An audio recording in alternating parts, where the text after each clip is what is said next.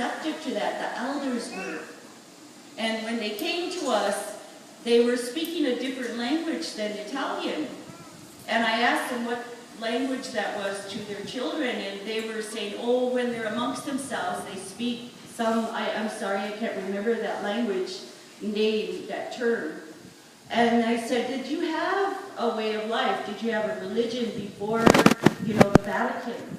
And they said, of course. Oh. And they said, but that's the old way. And they didn't even accept the Vatican, but they also didn't accept their mothers and fathers with their language and their culture. And I told them, you need to teach this to your children.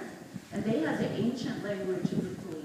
And there were different clans there that I never knew about. And of course, all of us are dependent on social studies and history, right? Well, you know, that went way beyond it. And of course, we know the social studies and history about our people. So it was really interesting to meet these indigenous people of these different countries. All of us are ethnocentric, and because we're here in Turtle Island, and for some reason our ways rippled out to the world, but they were, what's going on with Merle's message is that, you know, as every time our ways get violated, it chips away, and Arvol's grandmother told him he was the last keeper. And that's why he's doing World Peace and Prayer Day.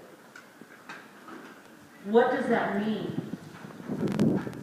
If he's the last keeper, and that's a connection to the earth, because that comes from the blood of our people in Pipestone Quarries, is something going to change so much that something's going to happen to all of us? Or are we going to disappear? Or is this coup that's trying to be made on our people, is that going to happen and we're just going to forget about it? Are we all going to die? You know? So these are the things that Arvol was really forced to talk about and try to make a stand. And the only way he knew how was to try to teach people to embrace who they are, to be proud of who you are, to look inside of your own DNA and your own umbilical cord.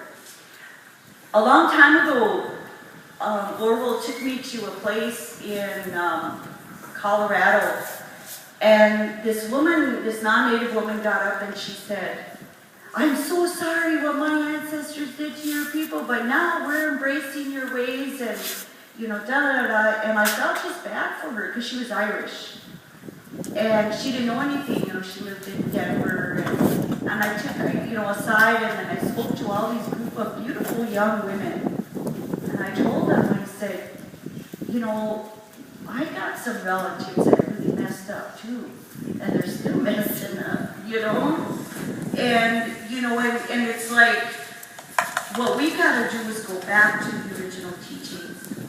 And that's why Arvol brought that sacred fire back to the center, because that's something that's universal.